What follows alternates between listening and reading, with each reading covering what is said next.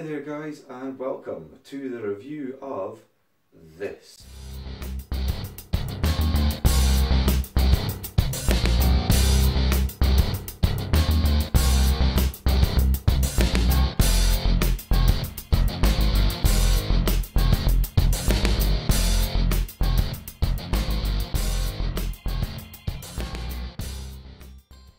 So let's run over some information about this Legend channel first. First of all, it's a wide body channel with tapered ends to get right into the corners and to try and minimise detailing. It's a premium sturdy alloy channel, so it's quite rigid, quite well made, and it's also been designed to fit most kinds of rubbers as well. So whatever your favourite kind of rubber is, you should be able to use it without any problems. The sizes that it comes in is 12, 14 and 18.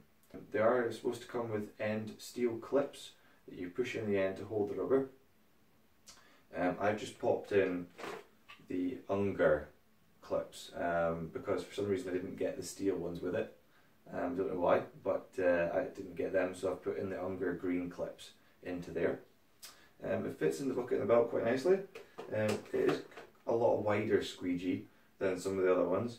So you might find in some bucket and belts it might be a bit of a tighter fit, but I have tried it in Mormon and I've tried it in Etray, and it seems to work quite nicely. The handle that's recommended for the Legend channel is the Unger Ninja. Now this handle here is the 30-degree one. I do believe you get a 40-degree one as well, so that's quite nice. So that's the one that you'll need to hold the channel. Just to let you know that this squeegee is not supposed to be like 100% detail-free tool, unlike there are one or two in the market that are designed to be like that. This does cut down a lot on detailing, but it doesn't certainly sort of eliminate 100% of detailing. But it's basically, if you can compare it to the likes of like Sorbo and the Unger Ninja channels, it does do a lot better job at the no detailing side of things than them. You'll have a lot more detailing to do with those kind of squeegees. This one is, you use a certain technique that I'm going to show you in a second. That'll cut down on detailing considerably. So now that we've kind of considered the sizes, what it's made of, that it fits most kinds of rubber, that it fits the Unger Ninja handle, that's the one that's recommended, let's have a look at it on the glass and see how it performs.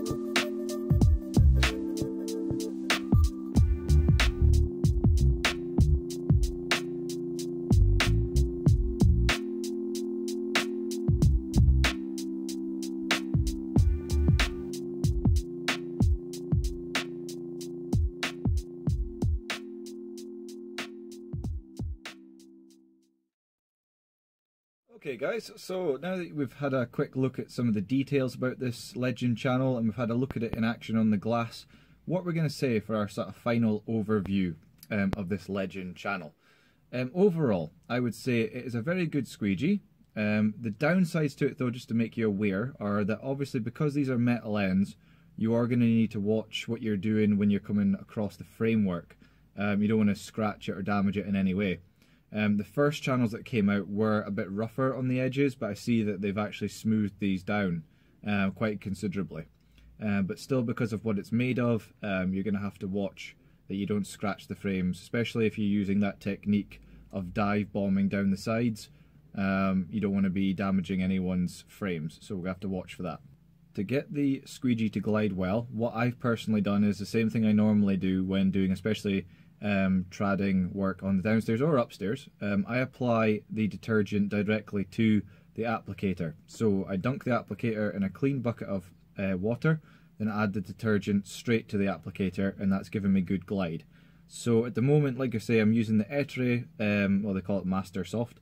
That glides really well in this channel, and obviously I'm using Fairy Liquid detergent as well. Your equivalent in the US is probably something like Dawn.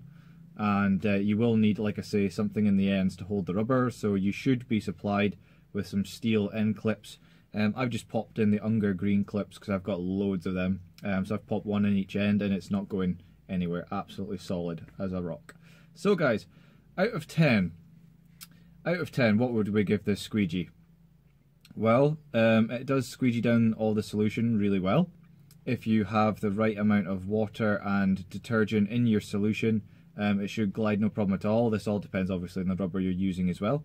So the glide's really good. I would say the actual build quality of it is really good. The downside is that obviously you're going to need to watch these ends because personally I would have put something, maybe plastic and maybe a tip, something like that, over the end of these, just to make it a little bit safer for when you're coming across framework that you don't want to particularly scratch or damage. Like I say, especially if you're using that dive bombing technique, which is quite a favourite technique to use on these kinds of squeegees. So yeah, out of 10, I would probably give it somewhere around a 7. I was still having to detail quite a fair bit, to be honest, and this squeegee could still use a little bit of work just to get the... I think this could get even closer to zero detailing if it was slightly redesigned. And obviously that safety clips maybe put on the edge there just to minimise chances of damaging windows. Okay, but apart from that, I would give it a 7 out of 10. It is a really good squeegee, and yeah, you can purchase it now from either Window Cleaning Resource if you're based in the USA or thereabouts, or if you're here where I am in the UK, I personally got this one from Window Cleaning Warehouse as well. So I'll leave the links in the description below, and hope you have a nice day guys, and take care, be good, and I'll see you on the next video. Bye for now.